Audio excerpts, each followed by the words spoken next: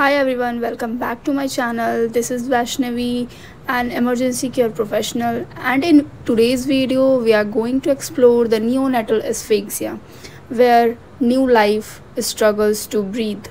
So let's start what the neonatal asphyxia mean. So neonatal asphyxia is also called birth asphyxia or prenatal asphyxia. It is a medical condition in which a newborn does not get enough oxygen before, during और just after the birth. इसका मतलब क्या है, जो नियोनाटल asphyxia है वो कई कारणों से हो सकता है। आइदर वो बर्थ के पहले हो सकता है या बच्चे की जब डिलीवरी हो रही है तब भी हो सकता है, और उसके पैदा होने के बाद भी हो सकता है, जिसे हम एंटीनेटल, इंट्रापार्टम और पोस्टनेटल एस्फिक्सिया भी कहते हैं। अगर हम बात करें एंटीनेटल कॉजेज़ की, तो उसमें आता है मैटरनल एनीमिया या सीवियर इन्फेक्शन हो सकता है, और प्लेसेंटल प्रॉब्लम्स लाइक प्लेसेंटा जो है वो एक लिंक होता है बेबी और मदर के बीच में, जो कि सारे वाइटल्स थिंग्स को एक्सचेंज करता है between the baby and the तो अगर प्लेसेंटा में भी किसी तरीके का अब्रप्शन या किसी भी तरीके की प्रॉब्लम देखने को मिलेगी तो एस्फिक्सिया के चांसेस बढ़ जाते हैं। अगर हम इंट्रापार्टम कॉजेज़ की बात करें तो उसमें प्रोलॉन्ग्ड और डिफ़िकल्ट लेबर हो सकता है या बर्थ ट्रॉमा हो सकता है, ये मेजर कॉज है।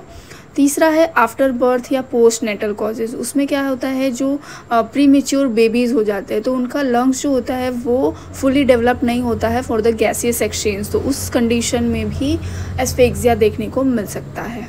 Other major causes like congenital heart disease. दूसरा एमनियोटिक फ्लूइड एम्बोलिज्म, जो कि एक रेयर और लाइफ थ्रेटनिंग प्रेगनेंसी कॉम्प्लिकेशन है, जिसमें एमनियोटिक फ्लूइड और कुछ फीटल सेल्स मदर के ब्लड स्ट्रीम में चले जाते हैं। तीसरा है मिकोनियम एस्पायरेशन सिंड्रोम।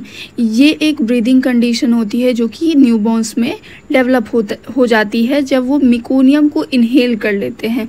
मिकोनियम क्या होता है? मिकोनियम एक डार्क ग्रीन फीकल मटेरियल होता है जो कि बेबीज़ वॉर्म में या बर्थ होने के बाद करते हैं, और यही मिकोनियम जब बेबीज़ इनहेल कर लेते हैं तो उनको गैसियस एक्सचेंज में प्रॉब्लम होती है और एक कंडीशन डेवलप होती है जिसे हम क्या कहते हैं, meconium aspiration syndrome.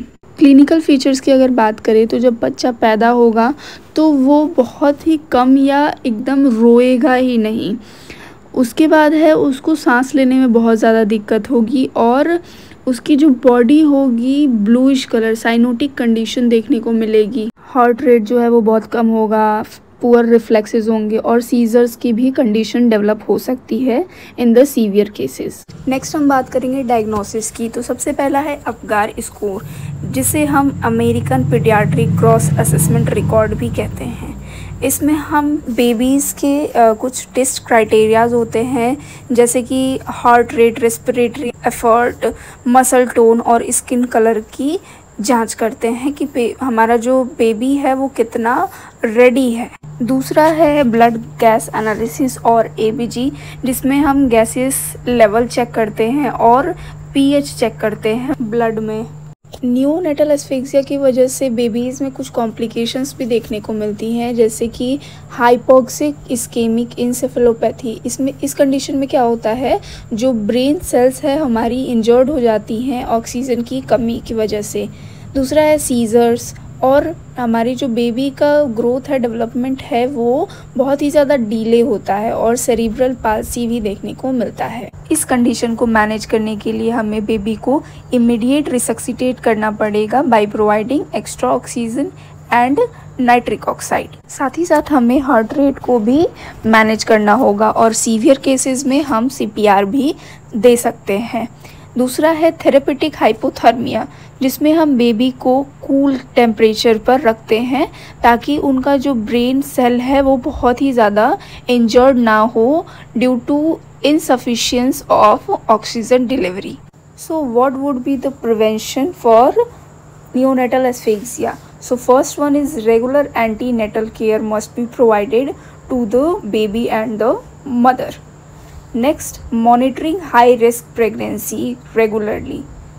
Next, skilled birth attendance and immediate newborn assessment and resuscitation if needed. Hope you found this video helpful. And don't forget to like, share, and subscribe. Until the next time, stay curious and keep growing.